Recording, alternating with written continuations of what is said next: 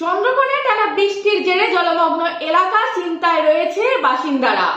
পশ্চিম মেদিনীপুরের চন্দ্রকোনা এলাকায় টানা কয়েকদিন বৃষ্টির কারণে জমেছে জল, সেই নিয়ে দুশ্চিন্তায় রয়েছে বাসিন্দারা। এই টানা কয়েকদিন বৃষ্টির কারণে হু করে বাড়ছে শিলাবতী, কানা এবং কেটিয়া নদীর জল, যার ফলে শিলাবতী নদীর ওপর অবস্থিত পাঁচামি গ্রাম এলাকায় একটি বাঁশের তৈরি চলাচল করার সাঁকো ইতিমধ্যে ভেঙে গেছে। পাশাপাশি ঘোষকিরা এলাকার একটি দুর্বল বাঁধ যা রয়েছে কানা নদীর ওপরে, সেখানেও চির বা ভাঙন দেখা দিয়েছে। এই বাঁধ যদি কোনো কারণেই ভাঙে তাহলে হাজার হাজার বিঘা জমি ভেসে যাবে বানের জলে।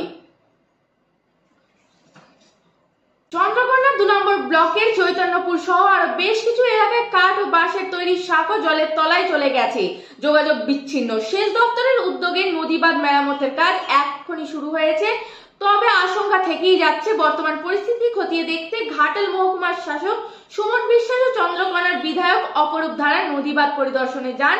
বর্ষা শুরু হতেই প্রশাসনের তৎপরতা বেড়েছে, তবে বানভাসির আশঙ্কা রয়েই গেছে চন্দ্রকোনার বিস্তীর্ণ এলাকা জুড়ে।